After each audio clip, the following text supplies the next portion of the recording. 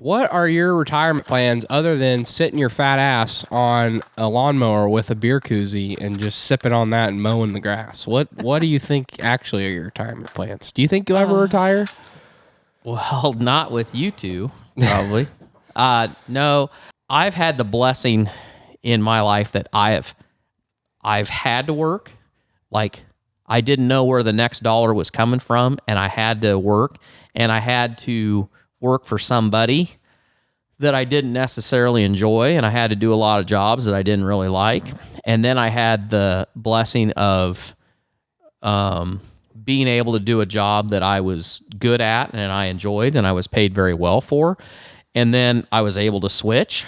And I've worked for some good people.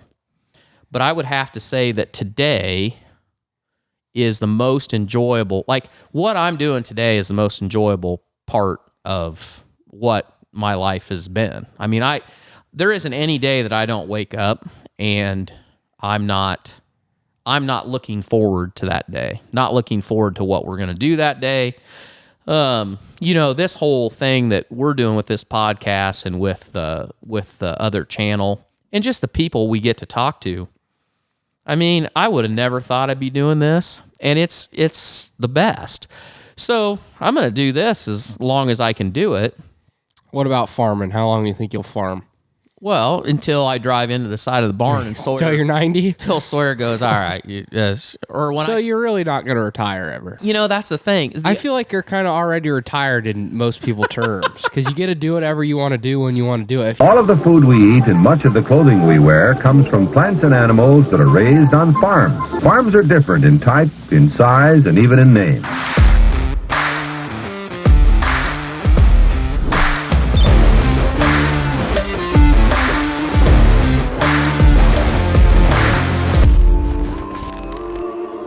Welcome to Barn Talk, Q&A and Deep Thoughts edition. Elon Musk thinks we need to pump more oil. That's a good sign that the world has gone crazy and is a mess. Russians, politicians, oil, oh my.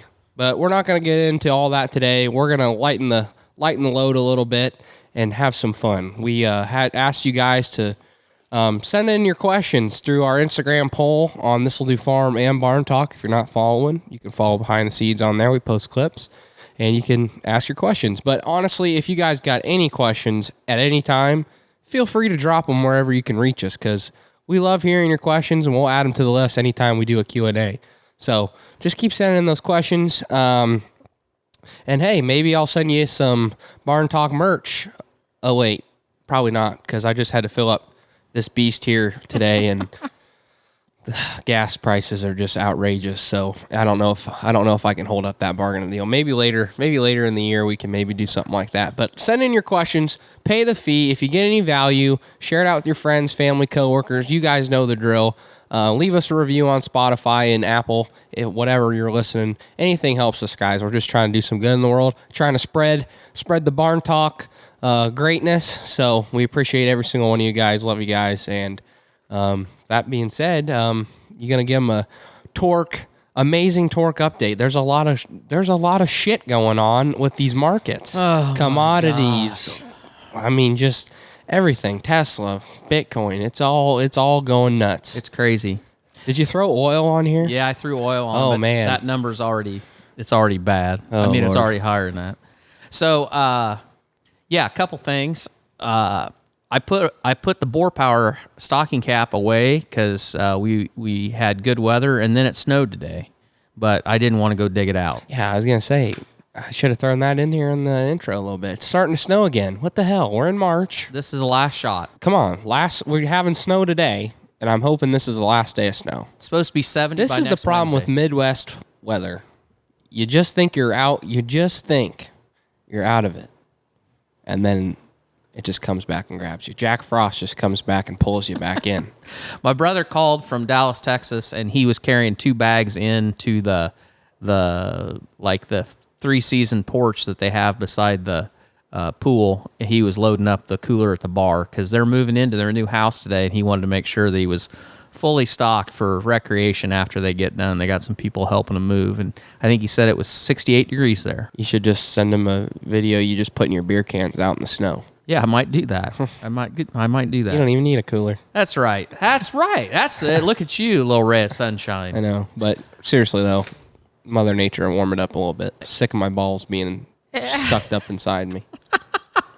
Well, it's going to be warm next week, so everybody will go from belly aching to digging all their equipment out and being in a hurry to get ready to go scratch. So we'll see how it goes. I don't know if I've given this update. Some of you may know this, some of you don't, but I bought a Jeep here at the end of the year, kind of during harvest time, and I just got it back because I haven't had it for 3 weeks.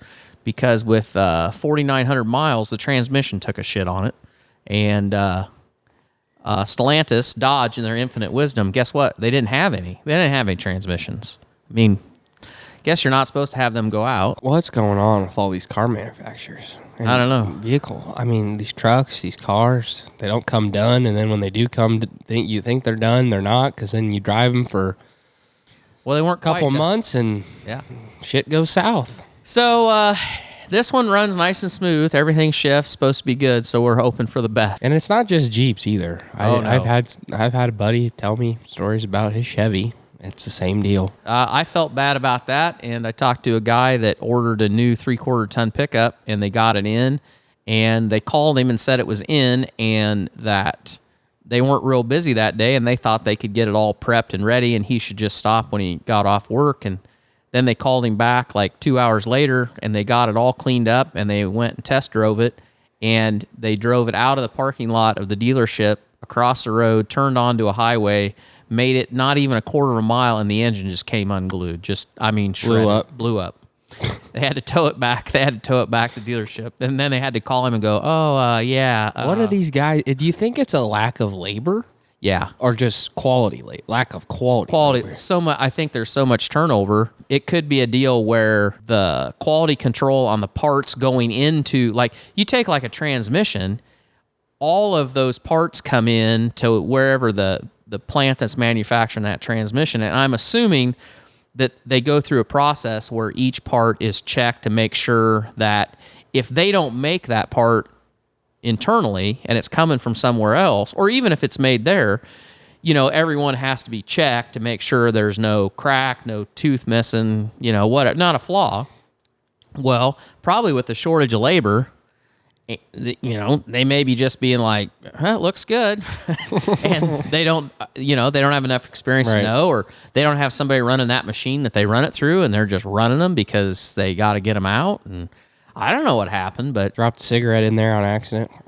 Yeah, well, who knows? I mean, I fully expected somebody to tell me that they were going to drop that pan and there was a shop rag in it or something, but there wasn't. It was kind of silvery, though. The fluid had usually it has a red tint. It had a little silvery tint. So there was definitely things that were amiss within it, but the new one seems to be top notch. So top notch. Anyway. It'll be just in time to take the top off. I'm looking forward to it. Ride in the sun. I'm looking forward to it. I'm going to enjoy those days. I'm looking forward to complaining about how hot it is. You don't really do that. Tell them your philosophy on that. Yeah. So I hate winter, and I hate pushing snow, and I hate being cold. When I was younger and I could, go skiing or go snowmobiling or do fun stuff in the snow, I think I kind of liked winter, but the older I've gotten, it just looks like work. So I do my best on the hottest days of the summer when everybody is complaining. I try really hard to just think about how crappy it's going to feel when I've got piles of snow to move, or we've got to load pigs at 3 a.m. and the wind's blowing out of the north. And so I just am like, nope, I'm not going to bitch about it. And I've done pretty well. I don't usually get too... You don't. You're pretty good at that. That's something I've been trying to carry in my life, because I'm like, you know what? He's right. This winter does suck. And when you look as good with your shirt off as I do, I kind of look forward to it. Yeah. Anyway, jeez. So the markets, I'm not going to give you the hard rock solid numbers, because by the time you hear this, it's all going to change. But so the wheat market, it was locked level down yesterday, and I think it was down today. So it might have gotten a little top heavy because the supply report came out, I think. But with the exception of that, everything else is still up. Corn's got a 7 in front of it. Beans are over $17. hogs are $100, and I think the hog market's pretty tight right now.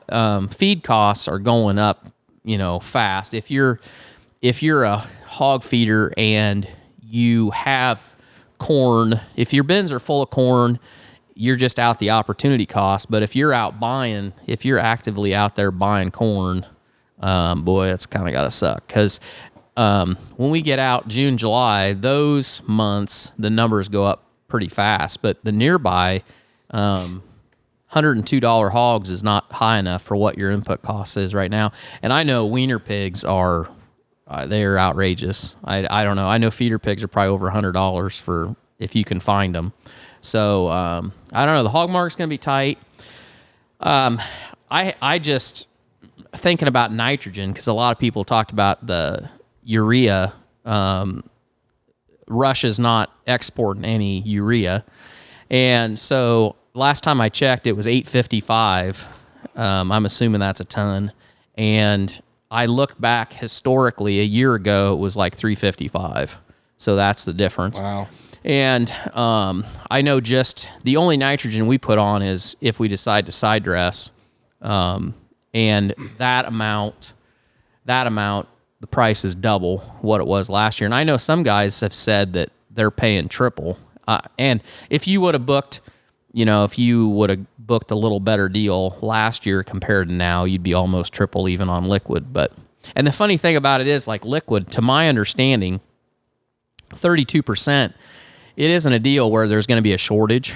I know we're pretty close to the plant that's at the Mississippi, and they're going to run flat out, and there isn't going to be a supply problem. But when nitrogen in general is as high as it is, the demand is so great, they're just going to keep raising that price. So oil, I don't know if it's $135 a barrel. Last time I checked, it was $130, and I don't know if it's gone higher today. I don't know where it'll settle today, but it's high. Pretty much the world economy has kind of built itself, or it's kind of, it'll run fine on $100 a barrel oil, and we were way cheaper than that. It hasn't been that long ago. It was $70 a barrel. But now you start getting to this price. And I think the highest it was 2008 was 142, 143, something like that. And then that was kind of the catalyst that sent the housing market down, which in turn led to all the derivative problems, which in turn led to all the decoupling that caused the problems we had in 2008. So, you can pretty much go and track, I think, about every recession we've had. Energy prices have played a part in that. So we definitely got problems with energy prices. So we'll just have to see where this all plays out. Tesla's cheap. Tesla is still cheap, I think. I think they're going to benefit all the problems that are out there as far as supply chains go. And there's a lot of talk about the nickel market and access to chips and all of that. I think of all the automakers out there, Tesla's probably the best positioned because they've done the best job of locking up supply of the raw materials and chips and everything they need. And they also have the in-house people that can make, rewrite software, and they make their own software. They make their own control modules, all that stuff.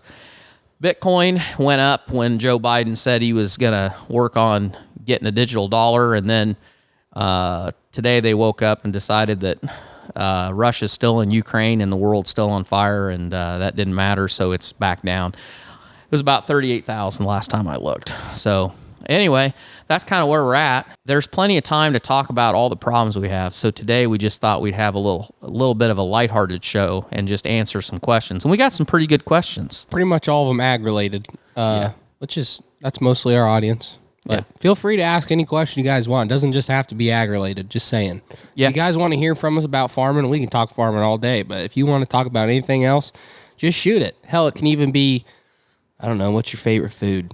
It can be anything. It can be anything. If you want to talk about biology, chemistry, trigonometry, I'll talk about that. The only difference is when I talk about ag, there's about a 70% chance that I'm telling you a good answer that's true. And if you ask me about anything else, I'm just lying. So basically, we could do a politician edition where I just answer questions that you know that I don't know, and you can judge me on how good of an answer I give you. How good you look while you're telling the answer. That I won't turn red or anything. I can tell it straight I face. believe it. Straight face. I believe it. I believe it. Yeah, I'm going to start with you. Okay, shoot it. So somebody wanted to know, what is the purpose / advantage of mat feeding pigs when we start pigs, and how do you justify that? I think by that they mean, I imagine in a lot of the videos that we do that you throw that feed on there and there's a certain amount of it that just gets pushed off, gets wasted. The biggest reason why we do that is the wiener pigs aren't really used to being in that barn. They're not used to the feeder yet. And so giving the pigs an advantage, like giving a pigs, every opportunity to get feed and get used to the feed and, start eating the feed out of the feeder, it gets them more used to it. It gets more feed to them. And when you just throw it right in front of their face, it's a good way to get them started. We also put it on the feeder pad. We like to put our mats right in front of our feeder pads, right in front of our feeders, because we feel like if you throw feed on the mat and then the feeder pad and then there's feed in the feeder, they might like get curious and like work their way from the mat to the feeder pad to the feeder. And ultimately, our ultimate goal with mat feeding and putting feed on the feeder pad is to get the pig to the feeder, because that's where, when they grow up, that's where they're going to get their feed, and they got to get used to it. So it just gets them started off right, because they don't know yet that the feeder constantly has feed in it. And if you just didn't mat feed them, it would take them a while to start growing, because I feel like they wouldn't. They're not accustomed to it. They'd figure it out, but it would take them longer to figure out. So you're probably going to get. So we talk a lot about getting fallback pigs, and if you didn't mat feed, there would be more. Yeah, there would be pigs in there that, for whatever reason, if they don't get used to going and eating, the longer they go without eating consistently, the bigger chance there is that they get beat down, or they get in a spot where they just don't eat, and then they end up being a fallback pig, or they end up dying. And I'll just add one more thing to that. When you wean pigs off the sow, they're used to all eating at once. And so when we put them in a pen, there's no way all those pigs can eat at the feeder at the same time, which they're not going to anyway, because they don't know that feeder is that way. But when you throw that feed on that mat, for one thing, that mat is probably the warmest thing in the pen, so they're naturally going to be drawn to that versus the slats are cooler. But when you throw that feed on there, they're all used to eating at once, and being able to, when you throw it on the mat, they can all go there and eat at once. So it's just one more thing that they like being together. Yep. Pigs like being together, eating together. They like to be around each other. So it's nice to get them used to their pen mates. So on the part of the cost, I don't think anybody really has a hard number as to how much feed gets wasted from throwing it out of the feeder on the mat. I mean, the thing is, you just don't overload the mats with feed. You gotta. I mean, we only throw probably 2 scoops on the mat, and that's plenty. Yeah, a day. That's plenty, because if you overdo it, they'll probably throw something into the pit. And within a few days, they're eating at the feeder. Right. Within a few days, when you go there, every time you go in that building, the pigs are eating. There's pigs up eating at the feeder, and they get used to it. They get a pecking order as far as who's the boss pig that eats when he wants to eat, and then everybody else lines up behind him. But even when they're eating at the feeder, they like that social aspect. So you can go in there, the mats, we usually leave the mats in there till about the time overstocks go out. So at any time you could go in there and you could throw a scoop of feed on that mat, and they would all go to that mat because they like the social aspect of it. So anyway, I don't think it really costs much, and I think it helps. It just helps them get started.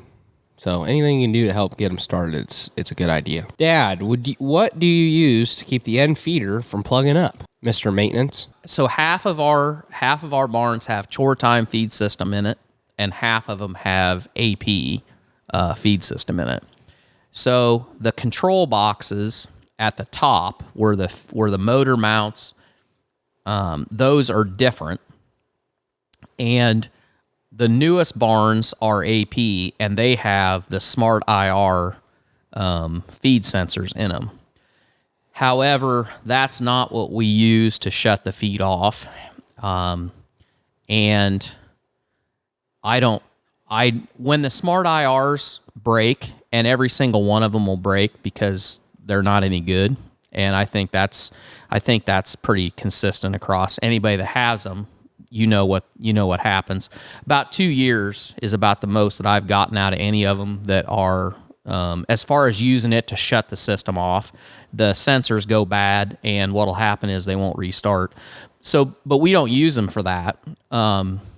We use a Kevin Moore proc switch. So Kevin Moore is from Fairmont, Minnesota is where his operation is. And I think Kevin came from, oh boy, they do I think it's Easy Automation. And Easy Automation does a lot of stuff with feed mills. And that's where Kevin came from. And he has a proc switch, and then he has a feed timer that works really, really good. And we have it in all of our barns, from the oldest to the newest. So I don't really have any experience with any other systems. Our old barns back in the day, we used a chore time hopper level switch, a switch that mounted right down on top of the feeder, and when it filled up, it was just a paddle switch. But everything that we've done, we use Kevin Moore's switch, and then some of them are chore time boxes as far as your toggle switch and your safety backup, and the rest of them are smart IRs. But the Kevin Moore is about bulletproof. So you recommend the Kevin Moore? Yeah. The only thing I'll tell you is, and Sawyer knows this, his timers, you can set the maxi run time on them from 0 to 99 minutes. Yeah. But if you're somebody that has a 2480, or you have wet dry feeders, or you have big hoppers, or you're using like the pellet auger that is slower in filling, he makes, when you're getting those switches, like if you're picking one up from QC or Hogslat or whoever is dealing them, if you're in that situation, you have to ask for, and they'll ship them, but I don't think it's something that's that common. But they make a switch that instead of 0 to 99 minutes, you can get it 0 to 99 hours. So that's we need to get that. I know Sawyer's got wet dries in his, and he has. Yeah, for some reason, my barn, when they get to be fully grown, and the feeder or the bin goes empty or something hangs up, if the feeders go all the way empty and I switch the bin, or I unplug what the problem, get the problem fixed, and all the feeders are empty, and I unplug the switch and plug it back in, I have to come up there like 2 or 3 times to unplug it to get it to restart again, because all the feeders won't get clear full in the first 99 minutes. Yeah. So sometimes it takes 2 to 3 times. So I'd like to just get it so once I restart it once, it will fill. Yeah, and so they make that. It's just a matter of getting it. And the deal with yours is 4. You have the box that will control 4 feed lines all in 4. one box. Yep. So to buy the faceplate that goes 0 to 99 hours is more expensive than the one that is just a single. But we need to do it. It's like everything. We need to do it for sure. Every time a bin goes empty and then you restart it, we have the conversation. We need to fix that. I come down to Dad. I'm like, we got to fix that. I don't want to keep going up there. And what does he say every time? We'll get on it. I'll call him. Yeah, I'll get it. All right. Would you ever put up a feed mill to feed your pigs? Well, this might be coming from somebody that doesn't really know all the whole story of our operation. Right now, we contract feed for an integrator around here, and so we don't have to supply our own feed. We don't have to grind up our own corn to feed the pigs. They provide the feed for them, which is really nice.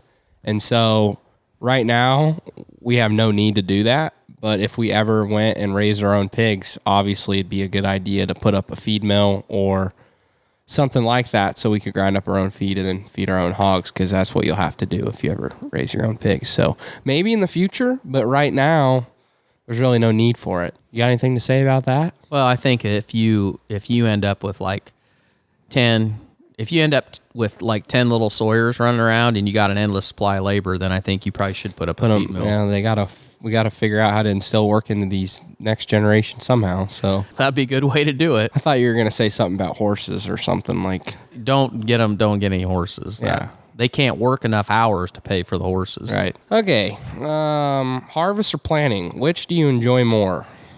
I'll chime in on this, but what do you enjoy more, Pops? Oh man. I would say for me, it's kind of a toss up. I think harvest just because it's the fruits of your labor and there's a lot of anticipation there. And I mean, it depends. I would say like this last year was one of the most enjoyable harvests that we've had. Just because for the most part, the weather was good and the yields were excellent. And so, when you get to fall and you've caught some rains and you think that yield's going to be there, there's nothing better. There's nothing better than the day the combine rolls and you find out, you can walk through there and grab ears and count them and, figure this out and say, oh, it should be this. But you don't know until you get in there and start it. And so I think, I love spring when it gets nice and you can go to the field. But I think harvest is mine. Yeah, I'd say harvest too. It's also, there's a lot more going on in the field. You got the combine, you got the grain cart, you got either semi or wagons running. It's a lot going on. It's more exciting. Yeah. It's more fun to watch and do. Also, yeah, like you said, it's just to cap off the year. It's a great end to what you started, and the end result's better than when you put it in the ground because you're just spending money when you put it in the ground. But yeah, when you get it out, you're like, well, I might make $1 or $2. But the other thing is, I like fall. I love fall weather, and it used to be football and harvest around here, and like that's my favorite time of year because it's two of my favorite things. Yep. It's just, and the weather's great. It's not snowing. It's not muddier than hell. Well, it can be muddy. Yeah, I mean, it can be a booger. Right, exactly. Fall, it's not terrible. It's not always that way. Will Mom ever come on the show? Trish, will she ever make it on? I would say not. I don't think that she'll ever come. If you guys don't judge her hard, if you don't leave any mean comments about my mom, maybe she'll come on. You guys are pretty good though. I don't think you would do that. But I think it's the perceived chance that it wouldn't. And she's not an off the cusp. She's not going to just get on here and just, she's not chatty Cathy. She thinks about what she says before she says it, and there's nothing that she hates worse than if she says something or somebody makes her feel dumb. And I know this from experience because, I like to flip people a lot of shit. And sometimes you've got caught in a pickle. Yeah, I've probably gone a little too far. But she's busy. She also doesn't like to get interrupted like I just did to you. Oh no, she doesn't like that either. No. So we've talked before about Sunday night meals. There's a lot of that goes on, and a lot of looks of I'm talking, and do you have to interrupt me? And she pretty much gets interrupted constantly. Well, never say never. We might do it, maybe. Yeah. But it's just, I don't know. It's not looking the brightest right now. So if you're curious about what kind of woman would look at a man like me, or in her case, look at a young boy like me, because we've been married a long time, and go, boy, I think I can fix him.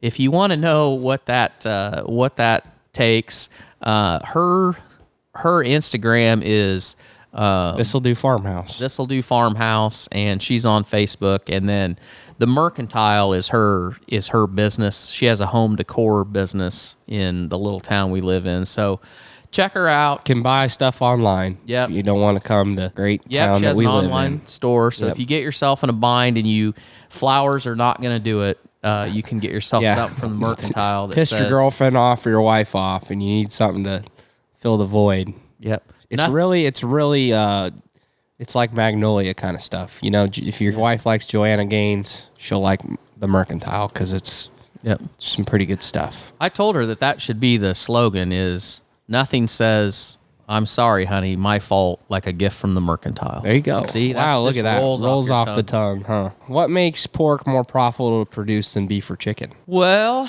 I've asked you 3 questions in a row. I know. I did this, and I didn't get them split up right. What the hell? I better get some questions. You do. You got quite a few back All there. right. Years ago, what made a lot of people. So where we live, Washington County, it's always been a hog. Southeast Iowa's always been big in pork production, and there's a lot of like-minded people that saw hogs as a way to pay the bills. And the reason for that is because they're relatively fast-growing, and a sow has a short gestation period. So you know if you have a female pig that you breed to have a litter, it's a short gestation. The amount of time it takes from the time they're bred until the time they have their pigs, that's a short amount of time. And then the pigs grow relatively quick, so you can turn your money faster. And so back when people were farrowing in, barns and had small groups of pigs and all that, you could turn your money faster than you could with cattle. And then the value of the product, you got more dollars out of a litter of pigs than you did, than like raising chickens. And then the other side, I think it basically was, compared to cattle, you have one pig die, it's not near as big a deal as you only got five feeder cattle sitting around. One of them dies. That's a big deal. And, that's not so much today because the volume and the money we're talking about is a lot bigger scale, but still, just the productivity of the animal and the rate of gain of the animal. And then the other thing is feed conversion. Feed conversion on a hog compared to cattle, it's a lot better. So it doesn't take as much feed per pound of gain as it does with raising beef. I think chicken are a little better, but then again, you get back to what you make per chicken. Hogs are kind of right there in the middle. It's kind of the sweet spot. So, and let's face it, back years ago, lard was the big thing. That was a big money maker because they used lard for everything. And today it's bacon. Who doesn't love bacon? So right. It's a good deal. I totally agree on everything you said there. And I don't know if any of those are the exact reason. Those are the reasons I think they are. There you go. Perfect. Sawyer? Yes? What temps do you run your finisher pigs at in your barns? We run them 64 in the winter and as low as we can in the summer. Yeah. Because it's so damn... it gets hot in the summer, so you run the fans, you put the curtains down if it's a hot day. Yep. Or whatever, and you just try to cool the pigs down as best you can. Yeah.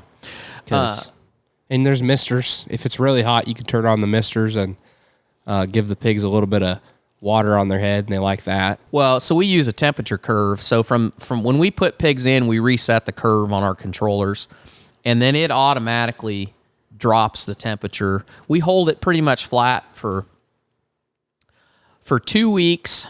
For 2 weeks from the time the barn's full. So we usually start pigs out at right around 80 degrees is the room temperature. And then we use brooder heaters. In the wintertime, we use brooder heaters to make like a zone heat. And that depends a little bit. In our solid-sided barns, we won't use brooder heaters unless it's a lot colder because the problem we run into is the brooders will almost put out too much heat, and then we have trouble. The pigs get hot, actually. So it's kind of a fine line. In the curtain barns... I'm thinking about this question. Do you think he's talking about fat hogs, like no, finisher fat hogs? He is talking about finishers because he's from Canada. Gotcha. The question came from a guy in Canada. Yeah. So anyway, we ramp that temperature down. But in the wintertime, when we can get the barn to 64 degrees, we go to When 64. they're big, yeah. But usually in the summer, you can't ever get it. It's just not gonna get Right. there, because even if the curtains are open in the nighttime, the outside temperature, it may never get below 75. So Ask me another one. oh, this is right up your alley. Yeah. This So- is my shit right here. Yeah.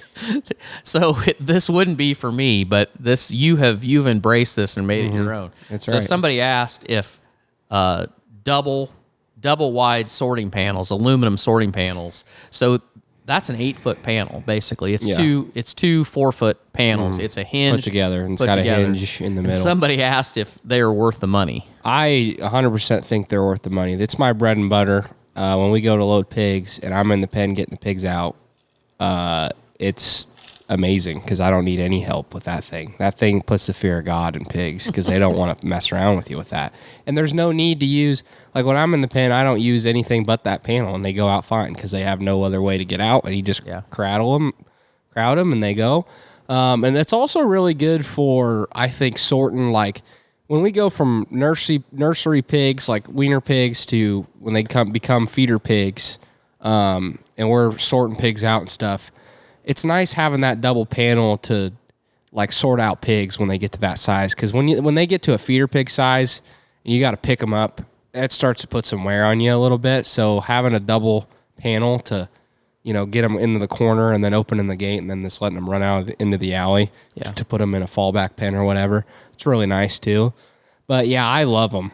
It's a little hard on your back at times because you're holding this 8-foot panel out, but I have very rarely have I ever had a pig get back on me, and I'm proud to say that. Unless they are absolutely crazy and they jump me, then you're got problems, and it wouldn't matter if you had a single or double. But definitely. So if you're somebody that's got rear swing gates and you can pre-sort, and you're trying to get the pigs out of the pen with a single panel, and pigs get back on you a ton, then get a double because they'll never get back on you ever. Yeah. And when you fold it up, it's a little heavy. Yeah. I will say it's a little bit more heavy when you fold it back up to be, a double 4-foot, but just together. Well, it makes a difference because I couldn't do. I mean, I could, but I couldn't load 4 loads of fat hogs with that doing what you're doing. But you're 6 foot 2, so you've got the wingspan that you can hold. Oh it. yeah, it's all about wingspan. Yeah, it is because I couldn't do it. Yeah, I love it. I would recommend it to anybody. I mean, it's just really situational though, because if you don't do much pre-sorting, because I don't use it. We don't use it at all when we sort pigs, right? Because we just use singles. Yeah, and if you were somebody that had, if you had like Cargill size pens, so if you had pens that were 12 foot wide, then it doesn't work as well. So our pens are all 9'6" on center. So that 8-foot panel, there's not much room that Sawyer has to cover. Yeah, to block them off. Just get the panel right in front of the water cups, and then they're screwed, and they can't. There's no way that panel's going back. Yeah. That's my goal every time. Yeah, so highly recommend buy it. Buy it if you can, if it works for you. Dad, what's the best way to bring an old barn up to date? Oh boy, Casual smoking and good insurance. That's the best way to do it. oh gosh. I mean, I don't know where you start on that. So the first thing you got to decide this is kind of a good question. It is. I like it. Do you have a barn that is totally slatted? So if you've got a Cargill style barn that's partial slats, don't even go down that road because you will be, that's just like pouring good money after bad. So unless you've got a barn that's total slats, I'd say today, the way things are today, we may get to a point where we may be pouring concrete pads in part of ours because we might be required to have partial. Hey, on the freaking. Oh gosh, I don't know. Who I knows? hope not. Somebody will. It won't be me though. I can guarantee you that. I'll be retired when that happens. Oh, great. Thanks. But so if it's total slats, then that's a possibility, and it doesn't matter. Back in the late 90s, well, pretty much, back in the late 90s into the early 2000s, there were a heck of a lot of buildings that got built that were, they were 600 head rooms or even 400 head rooms because guys were farrowing and it might be like a 1,200 head room, but it might be a 1,200 head barn, but it might be 3 rooms, or it might be a 2,400 head barn, but it's 600 head rooms. That's not a big deal because you can knock those dividers out. The dividers don't have anything to do with carrying the weight of the trusses. They're not structural. They're just dividers. So that's not a big deal. Slats. So the first thing is when you go look at a building, the first thing you got to look at is the slats, because if the slats are shot, everything has to come out. The gates have to come out. The feeders have to come out. So if you're going to go down that road, you're probably not going to put used gates and used feeders. You might put used feeders. Depending on what they are, how good shape they are. Yeah, but the gating, you're not going to take the gating out and then put used gating back in it. So it gets really expensive really fast. But if the slats are good, then you got to look at gating and the feeders. Those are the next most expensive things. The ceiling today, with as many products as there are, so there's a poly called AgTough, and that its profile or how it's corrugated, it is, I think you can just about get it any way that a steel ceiling would be. And even if it is the old square rib steel, the poly, the AgTough, it'll flex enough that you can probably go in and put it right over the top. And so you could, if the ceiling's bad, that's some money, but it's nothing compared to slats and gates and feeders. But the other thing you got to look at is when my first barn I built, the barn itself was $525,000. And that was a 2,400 head barn.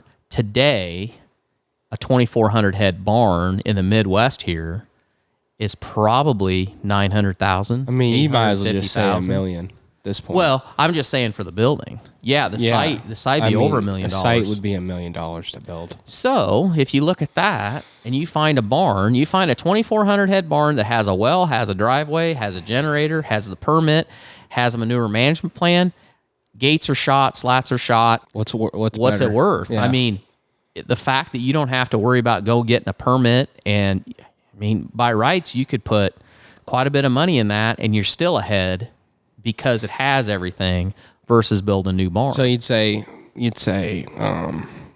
slats first, gates second, feeders third. Mm-hmm. And then your equipment. Everything else. And it depends. Are you doing it yourself? Or are you feeding for a integrator? Because if you feed for an integrator, chances are they're going to tell you, we want this feeder, we want this control. They're probably going to want the control done, unless it's been converted. They're going to want the control done. Get a freaking barn talk system too from Barn Tools.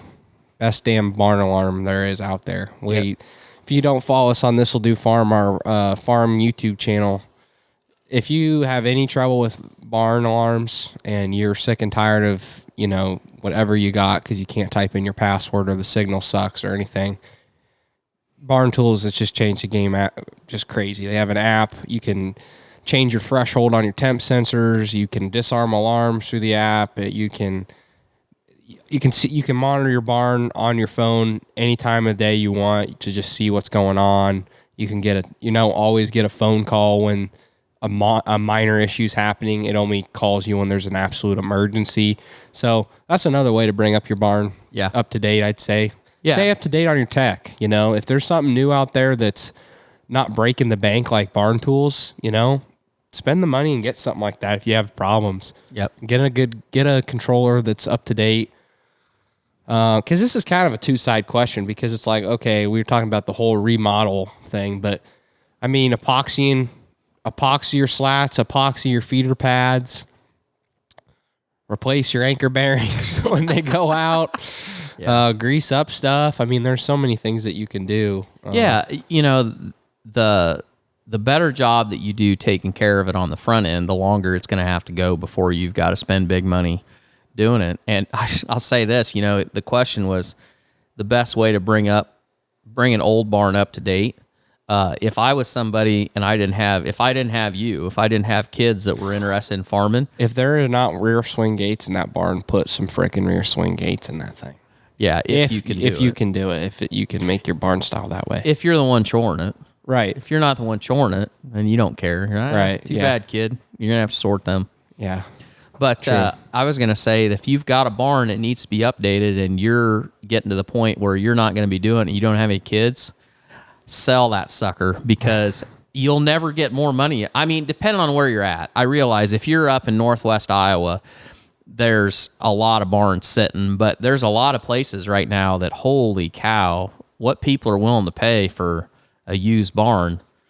I'd be like, show me the money. Here you go, buddy, and just give me the right of refusal. So if you piss it away, I can buy it back. But anyway, I guess that's what I think.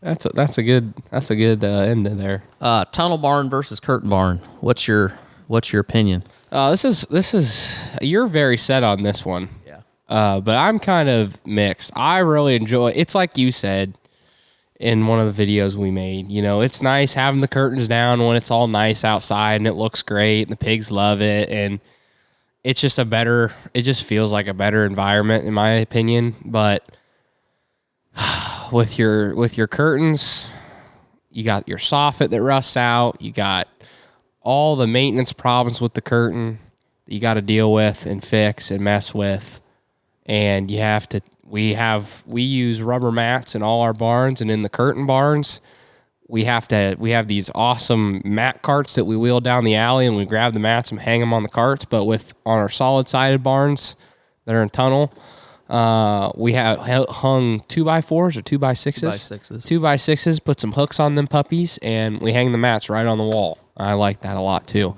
But I personally feel like the tunnel barns, though, they actually, they keep heat better. So there's not a bigger, like a draft going through it as much as the curtain barns. You do have to. I'm trying to think here. Power. Power on the tunnel barns is a lot. It's more expensive unless you got solar like Dad. Dad got solar on all his sites. I don't have solar on mine, so my power bill's kind of a little bit pricey when you gotta constantly turn them fans on. But yeah, I would say I like the tunnel better personally. I don't know. It's 50-50 for me, honestly. I could take care of either one. I like them. But if I was the owner of the building, I think I like the tunnel barns because it's less maintenance, less money you have to spend on maintenance, less wear. And honestly, I think people also think that those tunnel barns don't probably get great air quality. Truthfully, I feel like it's better air through those barns than the curtain barns. Yeah. I mean, if the curtains are all the way down, then yeah, okay. The curtain barns, the air's great. But in the wintertime, when those curtains are all the way up, they just don't. And the tunnel barns, the curtains, there's only one curtain, so it's closed most of the time. It breathes way better in the winter. It's kind of funny because winter is where those solid-sided barns shine for us. Less heat, you burn way less LP in them. But then the other thing is which is really nice at the time that we're in right now. The walls in the rooms is smooth, whereas on your curtain-sided barns, the studs are exposed. And you get draft in there. You get a certain amount of draft. You get cold moving through the curtains. And I would just say to anybody, if you're looking to build and you're contemplating, go look at a barn. Go look at a tunnel-sided barn with weaner pigs in it, or just got feeder pigs in the wintertime on a cold day, and then go to a solid-sided barn. And the biggest difference that you'll notice is in that solid-sided barn, the pigs will they'll just lay out smooth all over the whole pen because there's no draft. And it makes it so nice to start pigs. And if you look at a curtain-sided barn, they'll pile, not even so much because they're cold, but they're more uncomfortable because there's heat moving, there's cold moving around in there from the draft, from the air exchange, the heat exchange out of the curtains. And I don't care if you put bubble foil in it or whatever you do, you're still going to have that. And you just eliminate that in that solid-sided barn. And over the life of the barn, you're going to save. At some point I'll be able to talk more intelligently. My first one is 5 years old, and my oldest curtain-sided barn is 11 and a half years old. So as they age, I'm going to be able to know pretty well whether I'm right or not. But my gut feeling is that I'm going to spend way less on maintenance as far as the structure goes with a solid-sided barn than I will with my curtain barns. Mm-hmm. So yeah, if you're the owner of the building, I like the solid-sided better. But if you're touring, it really don't matter. So when do we typically start planning around here, Dad? When it's fit. Well, there's really no idea. I mean, there is a kind of an ideal point, but yeah, it's really not. It's kind of depends on Mother Nature, and it's a gamble. I was looking back. Through my notes. So I've got a book. I'm still kind of old school. I have a 3-ring binder that I keep for every year, and I put the yield maps in it, and I put all my receipts for my fertilizer, so I can go back and look at the good old days when fertilizer was cheap and long for that. But like last year, we started basically the second week of April. And I don't think it matters where you're at. I mean, obviously, as you go north, you start later. As you go south, you start earlier. But the kicker is, and I've had this only happen one time, but this last year was kind of that way. We went in and we planted, and then it got cold. Right. And that corn laid there, and it was like, oh, boy. Bad day. Yeah. But then it turned around. We got a warm rain, and it came up, and it was fine. But I want to say it was probably, this is 22, probably like, I don't know if it was 2000, maybe 15. It could have been longer than that. But we had a year where I think we started planting right around the 7th or 8th of April, and the weather was perfect, and we got everything in and had beans planted too, and then it turned cold, and it really turned cold, and it stayed cold for a while, and we weren't sure if corn was going to come up. And in my corn on corn ground, it warmed up enough that corn started to emerge, and I had probably 60 acres where the corn it came up and it only had roots on one side. It didn't root down off of one side of the plant. And we didn't end up replanting it, and it stayed pretty good, but we had some corn that went down, and it didn't yield what, it was kind of a 50-50 whether you replant it or not. And that's kind of the risk every year. So we have guys, and everybody knows everybody's got that farmer in their neighborhood that, I mean, always starts early. They're going before everybody else, and that's just what they do. And sometimes they come out fine, right, and sometimes they're out there replanting it. But yeah, all you got to do is just go into your local town, take a drive, and when you see everybody's out there, you probably should get your shit together and get out there. Yeah. So anybody that watches the This'll Do videos, that our neighbor David Zeezer, he plants our corn for us, and we'll start messaging each other, and he'll want to know, do you see anybody going or whatever? And then he'll message me and he'll be like, oh, somebody's going. Somebody's out, so-and-so's going. But I went out and I checked my ground. It's not dry enough to go, Mm-hmm. And then the next thing you know, he's over here. He's over at my place and he's out scratching. And, sometimes he'll be like, oh, I think you could go. You could go. Yeah. And I'm like, all right, well, let's go. Yeah. So it's good to have a slave driver that's pushing you, Yeah, there's a window there, and it would make a difference if we were farming 5,000 acres instead of farming 400, because what I always tell people is, a lot of people don't realize, they don't know anything about how much ground you farm or how little. People that aren't in ag, and like my wife and I will go, we'll go out for dinner, we'll go somewhere, and somebody will say, "Oh, I figured you'd be planting by now." And I'll just tell them, I'm like, well, I have the luxury that I can be the last one to get started and I can still be the first one done because David, he is a go-getter. And when he starts, I mean, it's on like Donkey Kong. Yeah, he wants to get it done. And we'll be done. We'll have all the corn planted in 2 days, 2.5 days, and we'll have all the beans planted in a day. Yeah, there's really we're not really pressured. No. But there are guys out there that it matters. So it really does matter. So yeah, well, when you've got to make the most of every day that you've got to get Yeah. it all in a decent time.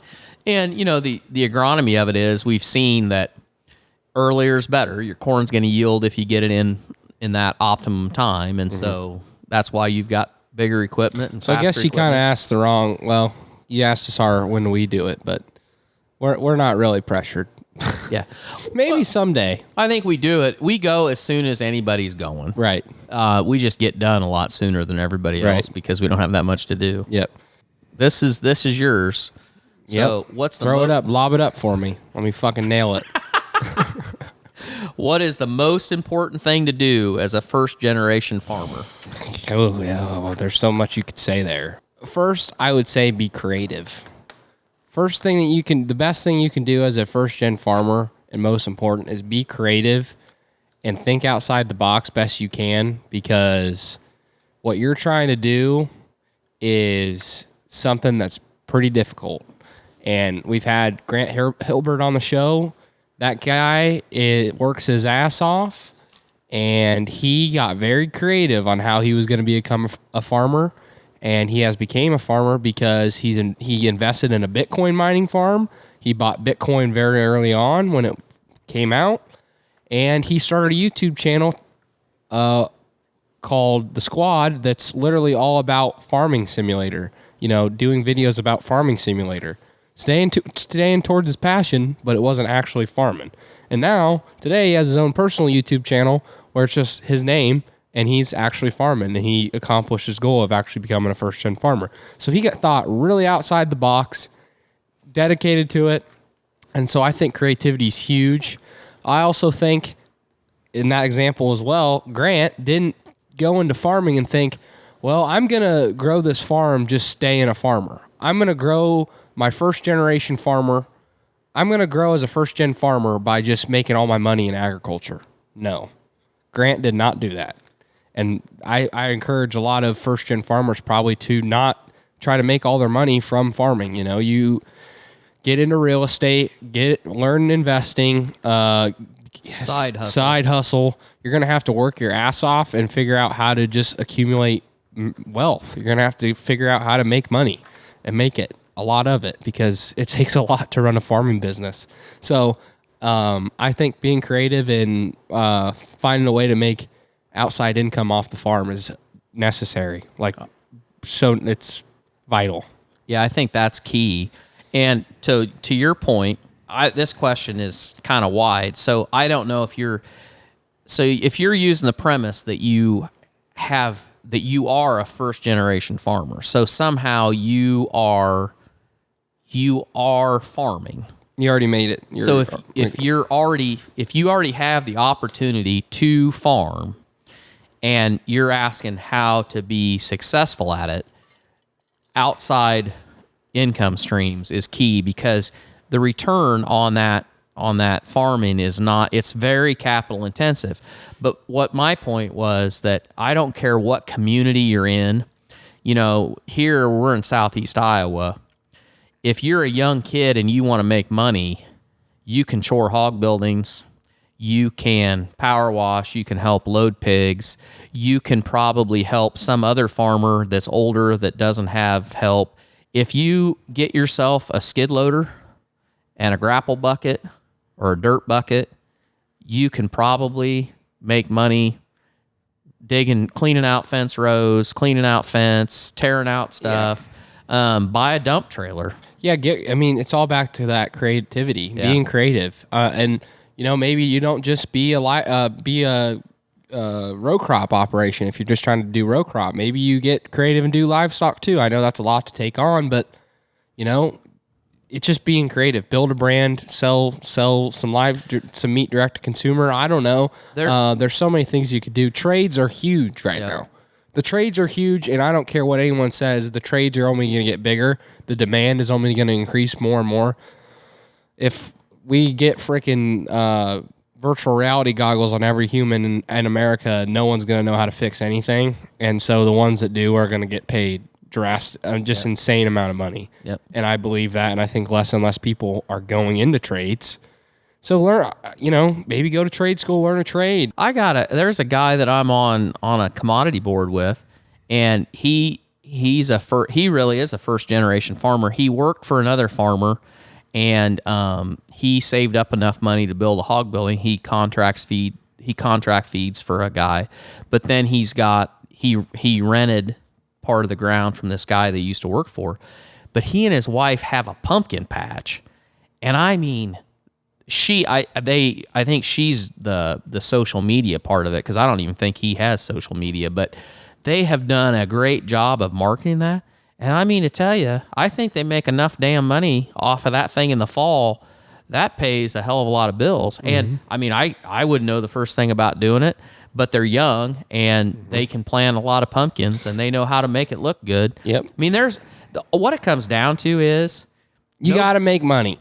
Yeah. You got to make some freaking money, and it's going to have to be outside the farm. And nobody's going to hand it to you. No, definitely. So, and you understand that if you're a first-gen farmer. You know you're not going to get a handout. Yeah. You just got to get creative and find a way to make some outside income. Hell, I'm the sixth generation farmer, and we're trying to find ways to make some outside income. Yeah.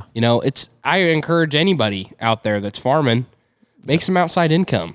It's good for, it's good to have it as a backstop if anything ever happened to the farm economy. If something drastically happened, it's good to have that, and it's also good because it can help grow your operation too. So, yeah, that's my advice to any first-gen farmers out there. Obviously, you got to learn farming too, but there's YouTube for that. There's the Barn Talk podcast. You can shoot your questions here. Obviously you got to do those things, but it gives you an idea. I mean, I'm being dead ass serious about YouTube. There's a lot of farmers out there. They're posting their stuff. Just watch it. Yep. See, and then ask questions. Okay, Dad. Last but not least. Yeah, I think is this the last one? Yep, I think. What are your retirement plans other than sitting your fat ass on a lawnmower with a beer koozie and just sipping on that and mowing the grass? What do you think actually are your retirement plans? Do you think you'll ever retire? Well, not with you two, probably. No, I haven't really. Well, I can't say I haven't really thought about it, but so I'm 50, and I have kind of I think I have a weirder outlook on that than some people, because I always think back, my dad married late, and you can go back to an earlier podcast to hear that whole story, but I was born when my dad was 52 years old.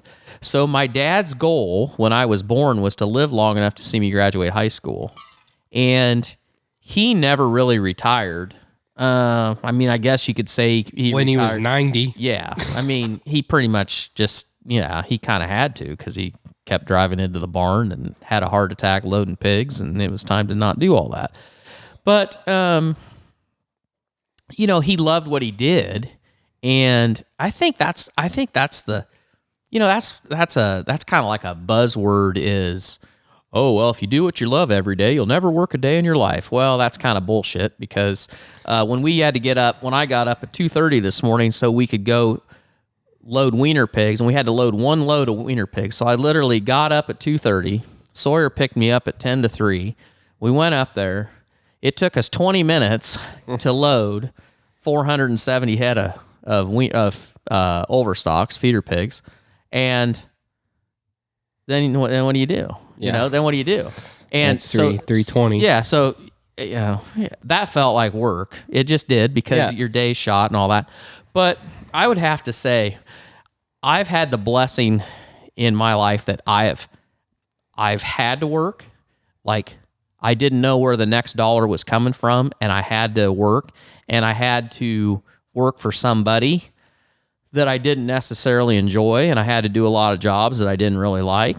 And then I had the blessing of being able to do a job that I was good at and I enjoyed and I was paid very well for.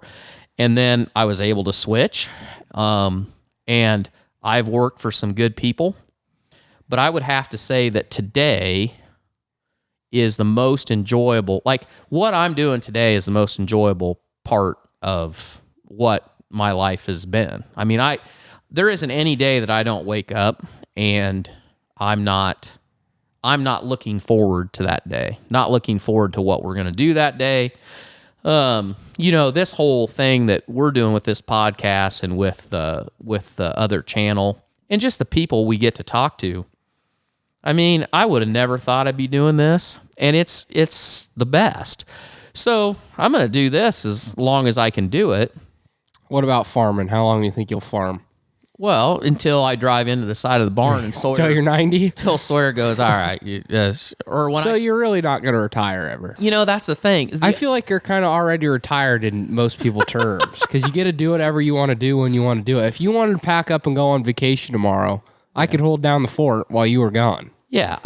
And you'll be the same way in 10 years. Will you do less? Less? Will you worry about having to get our books to the accountant? I'll probably have to worry about that. Or marketing the grain? Probably not. You don't have to worry about that when you want to fully retire, quote unquote. But will you always get in the tractor?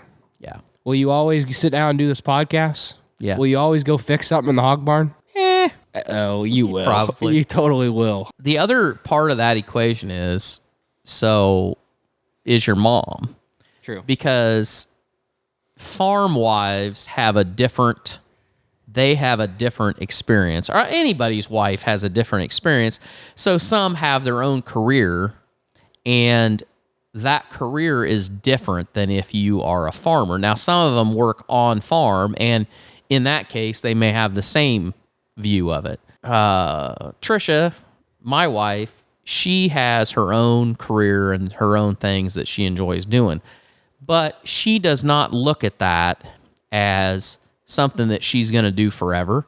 It's something that she enjoys, but at some point she will probably sell that business or just sell everything out and be done with it. And then, she's going to be wanting to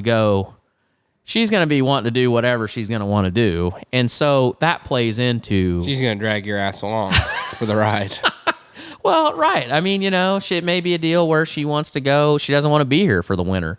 And I don't really mind, but I do like... We're going to have to shoot this bitch on Zoom? Zoom. We'll Zoom it. Okay. Whatever. All right. I don't know. Better or get else a fancy mic. We'll shoot 6 episodes, dang, and then I'll bolt and come back. I don't know. All right. Whatever. Heck, I'll have my Neuralink, and I can just go, just tee you up, You'll have your virtual reality goggles. You'll just be here. Yeah, absolutely. I'm kind of rambling, but I am very blessed, and I think anybody that's farming, you're blessed. And if you're lucky enough that you are in a business and you're able to work with your kids, and it has its challenges, and not everybody gets along all the time, but like I tell Sawyer and Clay, I will totally be on board of getting involved in the deals and giving them my advice on the deals and scheming the deals. I just don't want to be on the hook for the deals. And so as we transition, we're just going to have to transition. And I'll probably be advice giver of the board, and I'd like to get my dividend check every month. But other than that, it's going to be up to my boys to run the deal. And I think that's how it should be. I don't want to be one of those guys that, I don't want to be one of those guys that's telling my 35-year-old kids what they should be doing. If at that point, it's your deal. You know what you're doing. You can ask me whatever you want, and I'll tell you what I think. But at the end of the day, it's your deal. You do what you want. Thanks for that. Yeah, you're welcome. You're gonna just have, I don't know. It's hard to say. It's hard. You're gonna stay farming until you can't, and you're gonna be involved. But what do you mean by on the hook? You don't want to have your name on the paper to take on the debt, or what? Right. Yeah. Yeah. Exactly. I'll gladly spend. I want to do like you guys did when you were kids. I want to spend your money on shit that I want with no, I don't have to worry about, oh, it's fine, the kids will get it. The other thing is, though, like people have ideas of what they want to do. Like guys, generation before me, they get old and they want to buy a vet and they want to drive around and they want to go to car shows, or they want to go down, they want to get a winter house in Arizona, or they want to do this. Maybe I do, but the thing is, the truth of the matter is, there is, on any given day, there's no place I'd rather be than out puttering around on the farm doing something. So unless that changes, I don't know. My retirement's not going to look a whole lot different than what it is now. I don't want to have to be loading pigs, and I don't want to have to be, doing stuff that I'm going to get up and not be able to walk the next day. Mm-hmm. But yeah, as long as it kind of is like, if you love what you do and you're lucky enough to do it with the people that you enjoy being around, it's not really like work. What do you always say? My worst day farming is better than almost any day working for somebody else. I will tell you that. And that's not, I've worked for some great people and I loved what I did, but man, there is nothing, there's nothing better. Fulfilling your own destiny, there's something about it. It's the Doing best. your own thing. It's the best. Yeah, I agree. And having all of you listen and comment and know that you got our back, that's the best too. That is the best. Make sure you pay the fee, guys. Share the show if you got any value from this, and hope we answered your questions well. Hope we gave you some answers that you were looking for. Be one of the beautiful people and buy some merch. Leave us a review on Spotify and Apple. And yeah, like I said, pay that fee. Share the show. We appreciate every single one of you guys. And we'll see you guys back here next Friday for another amazing Barn Talk episode.